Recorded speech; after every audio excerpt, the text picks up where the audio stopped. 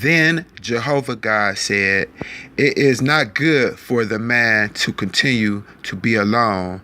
I am going to make a helper for him as a complement of him." Now Jehovah God had been forming from the ground every wild animal of the field and every flying creature of the heavens, and he began bringing them to the man to see what he would call each one. And whatever the man would call each living creature, that became its name. So the man named all the domestic animals and the flying creatures of the heavens and every wild animal of the field. But for man there was no helper as a complement of him.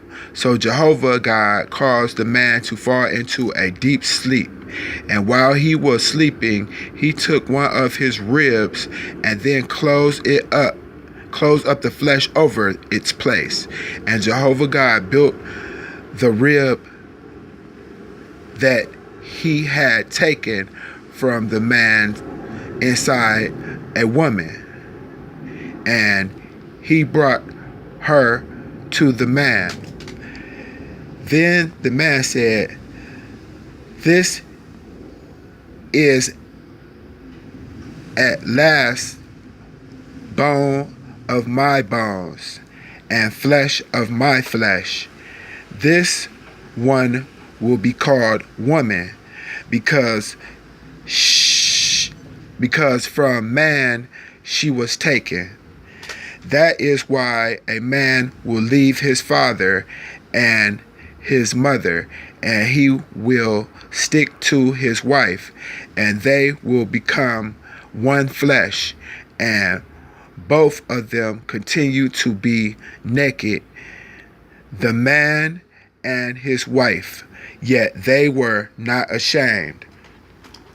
Now the serpent was the most cautious of all the wild animals of the field that Jehovah God had made. So it said to woman, "Did God really say that you must not eat from every tree of the garden?" At this, the woman said to the serpent, "We may eat of the fruit of the trees of the garden, but God has said about the fruit of the tree that is in the middle of the garden, you must not eat from it. No, you must not touch it, otherwise you will die." At this, the serpent said to the woman, "You certainly will not die, for God knows that in the very day you eat from it, your eyes will be open, and you will be like God, knowing good and bad." Consequently, the woman saw that the tree was good for food, and that it was something desirable to the eyes. Yes, the tree was pleasing to look at. So she began taking of its fruit and eating it. Afterwards, she also gave some to her husband when he was with her, and he began eating it.